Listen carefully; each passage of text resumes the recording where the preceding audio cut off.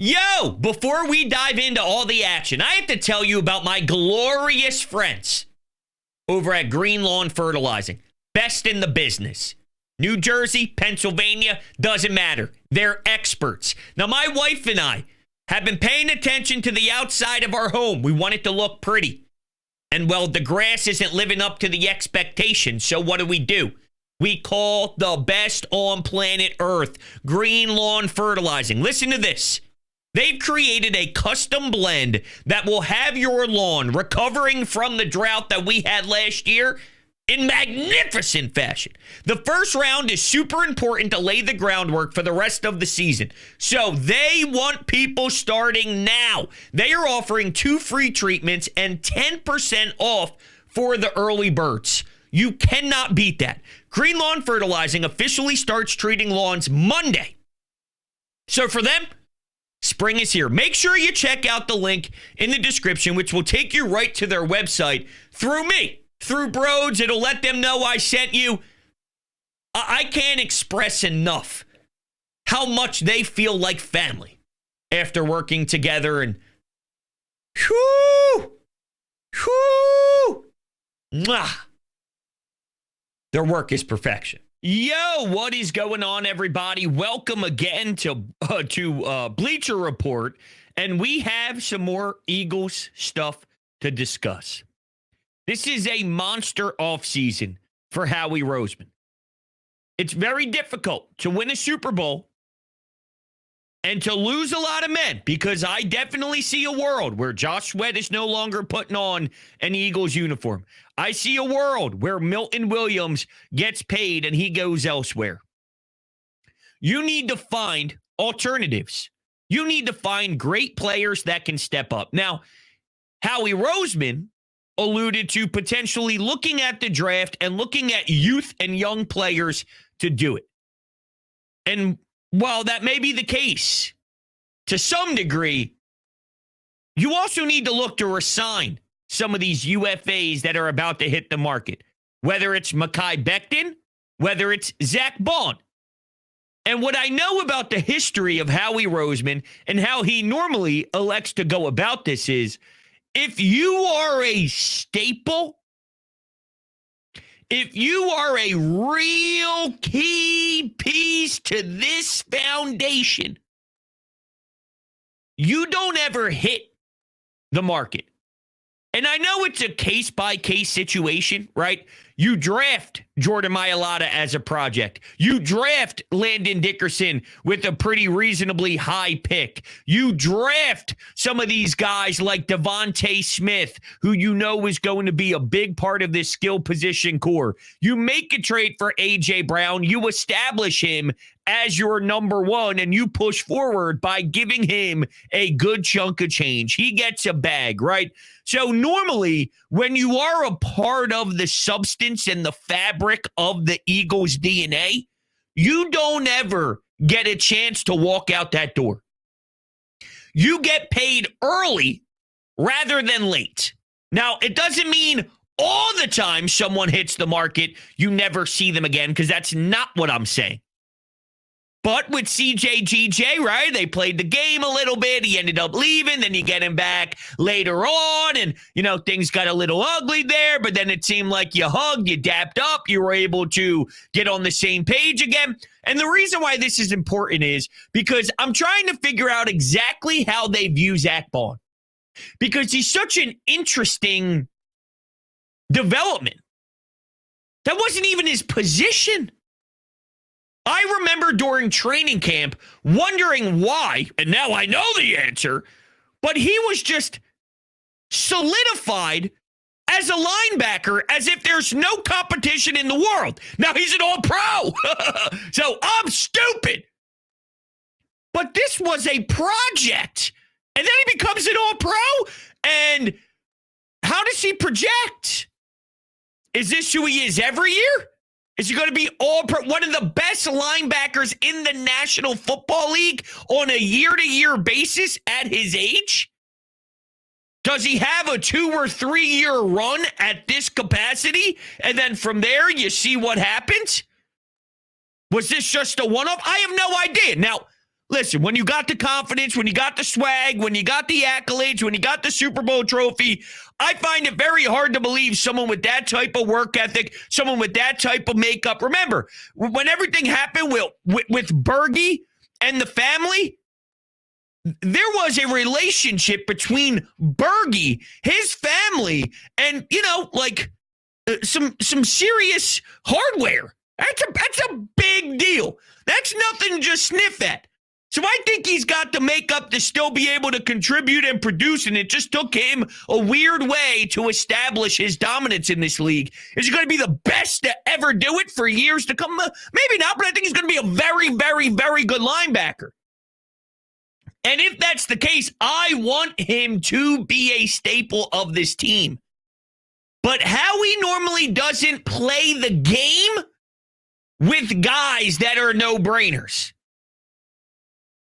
Now, let me get this straight. Or let me put it to you like this. My gut says they do want to target him.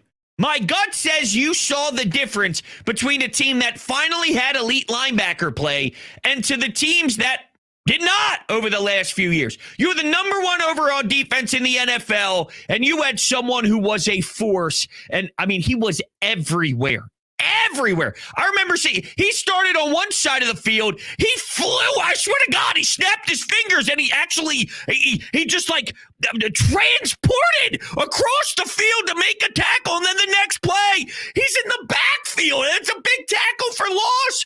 This guy was everywhere.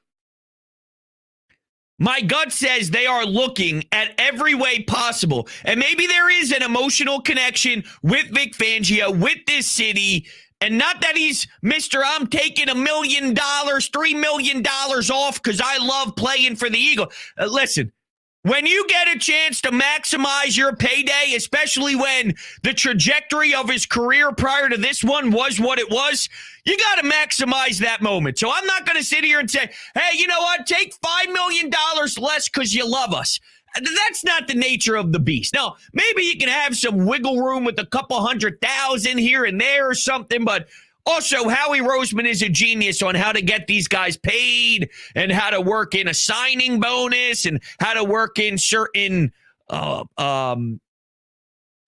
the word I'm looking for here?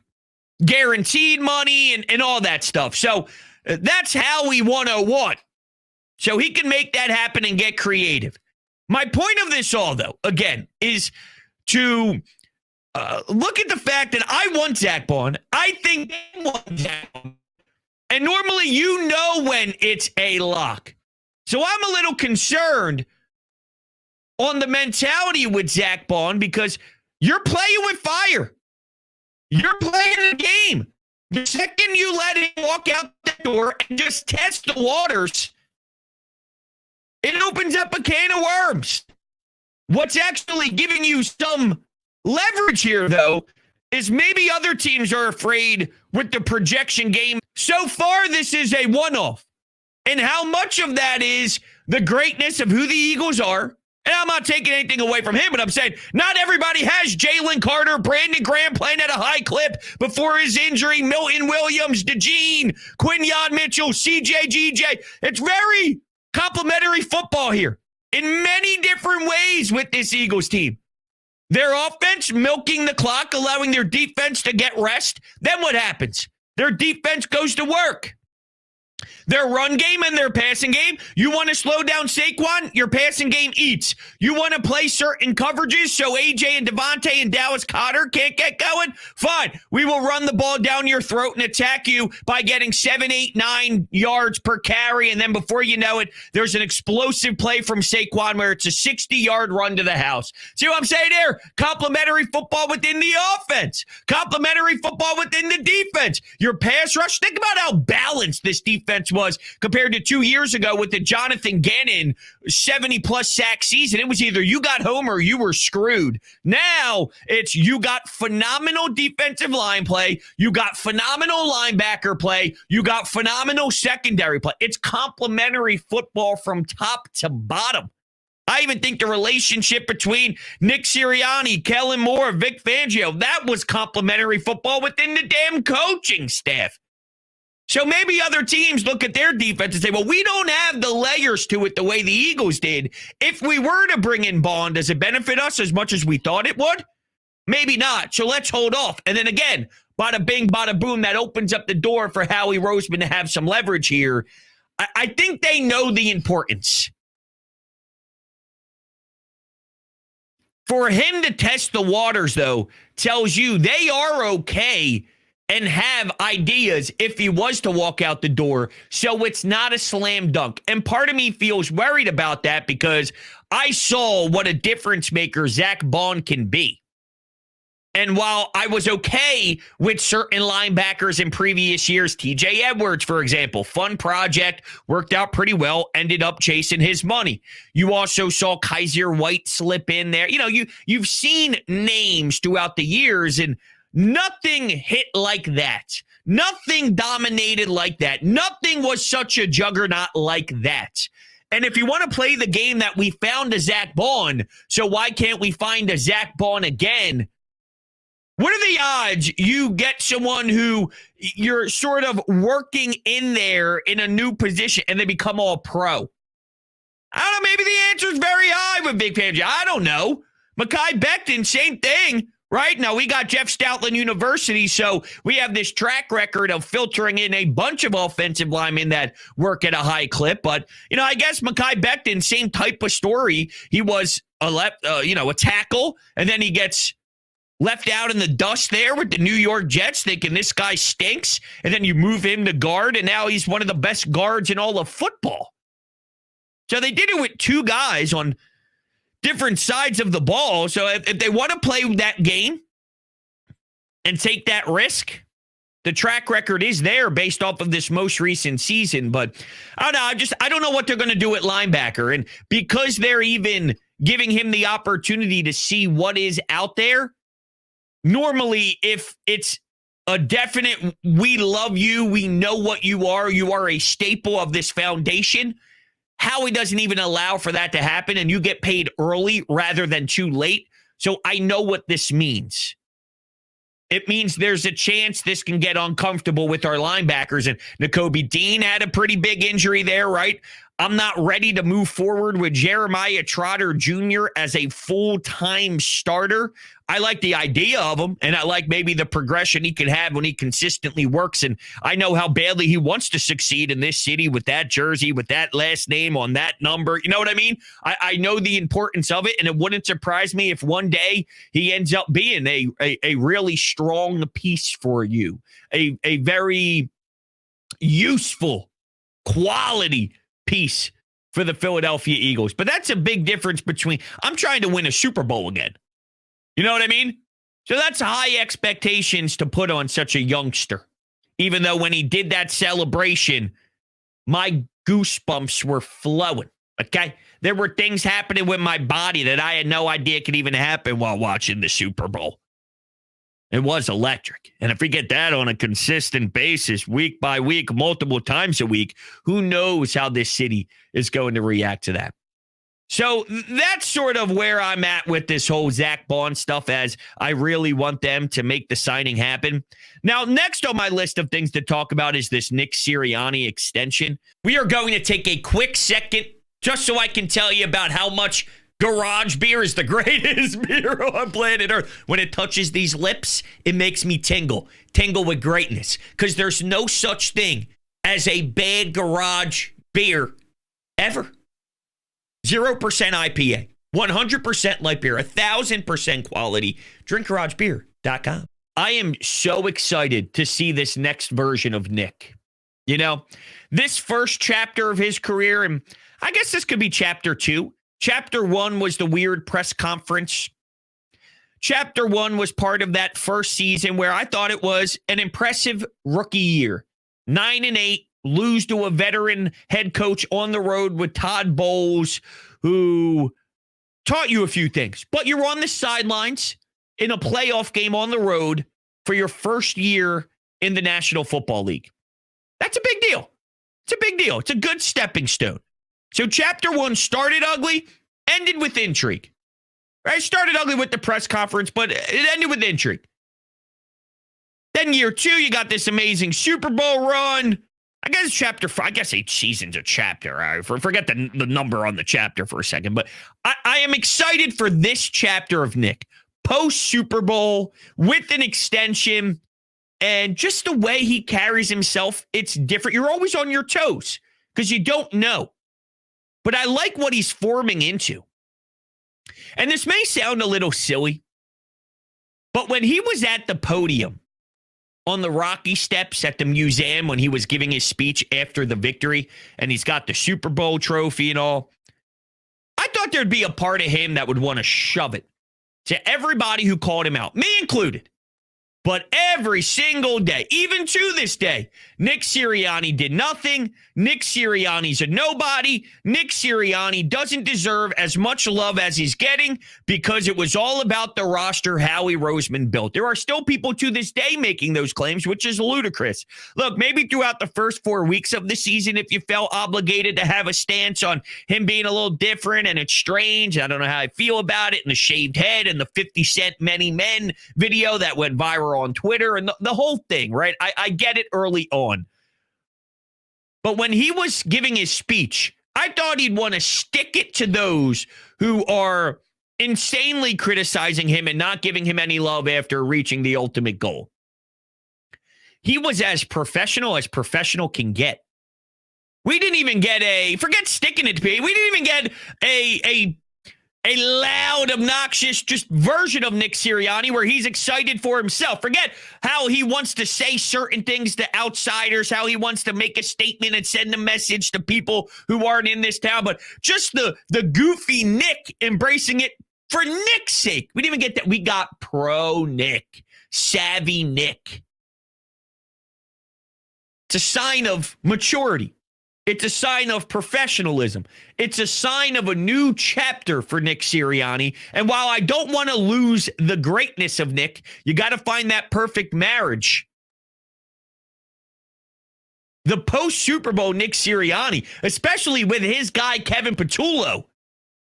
And he already was very open about, listen, Kevin Patullo's going to be on the sidelines and he's going to be the one that's calling the plays, and he stays solidified in his CEO role and he knows what works and he's got a lot of faith in his men. And I got to be honest with you. I am very, very, very, very, very, very, very, very excited to see how he attacks as a Super Bowl champion. Because I think you are going to see some similarities and some differences, and you got to have some differences. Because you need to rework that same hunger. And it's not easy. But one thing Nick Sirianni has shown since day one is he does know how to handle adversity. And there is a version of adversity that hits when you win.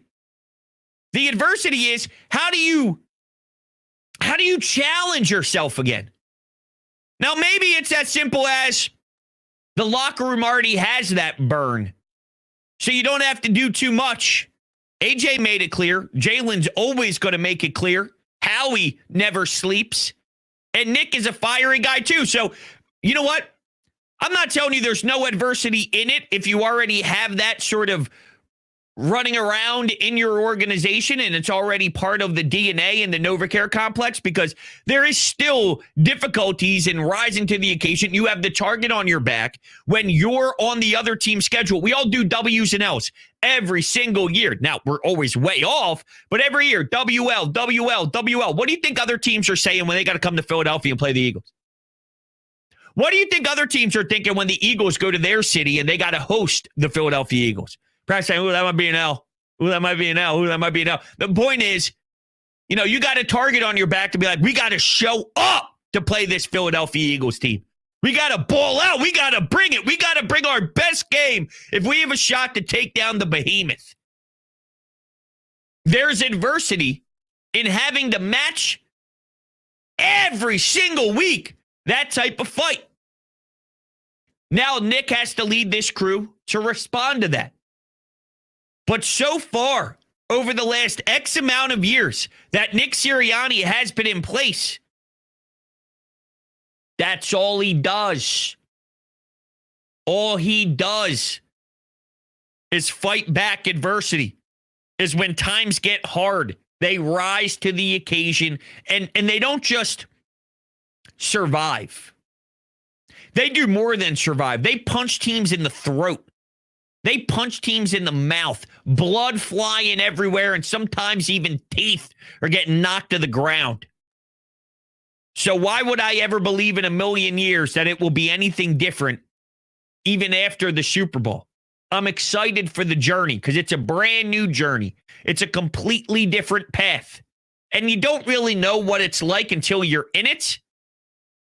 But knowing the track record of this group, knowing the mentality and the fight of a lot of these athletes who are in this locker room, I can't wait to see how they relock in, how they motivate themselves for an upcoming season after already winning the hardware. And it starts with the head coach, who last year at this time, I was very confused on where the organization was going after collapsing with a 10-1 start and really living through the worst collapse in Philadelphia Eagles history. And now think about how things change 365 days later. It's pretty remarkable. But all credit in the world goes to the head coach for answering the bell and really for having this team exactly where they need to be. He knows how to push these buttons, and it's not easy to do with 50-plus men, and to have them all buy in, even through tough conversations behind the scenes.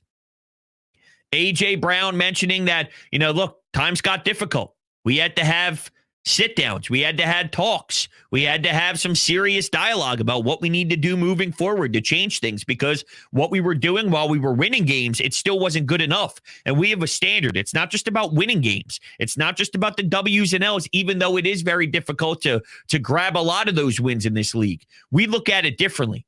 It's, does this style of winning relate to a championship? And at times they felt it wasn't. So they needed to call each other out. They needed to talk about what they can do differently to still get the same result, which is a win. But how can we spice it up? How can we add layers? How can we make ourselves even better than what we are? If we're playing at a 7.5 and our 7.5 is better than some teams' 9s on a 1 to 10 scale, we're just that good. That's great. Talent can only take you so far. We got to dial this puppy in. And this is during a 10-game win streak. That's hard to keep those style of personalities locked in together throughout those conversations, even though you are winning and you're butting heads, but there's a bigger goal. And Nick Sirianni did all that. And now he's faced with another challenge that I think he is going to knock out of the park, because to this point, every time there has been a difficult spot, he's figured it the hell out. And it is a difficult spot to recalibrate after a championship. But if there's a man to do it, it's someone with a lot of personality and a lot of charisma like Nick Sirianni. So we'll see how this whole thing plays out moving forward. Thank you all so much for kicking it with me today on Bleacher Report. That is our final show this week. So I will catch you all next week, 6 o'clock, same time, Monday through Thursday. You guys are the best. I love you. Go Birds.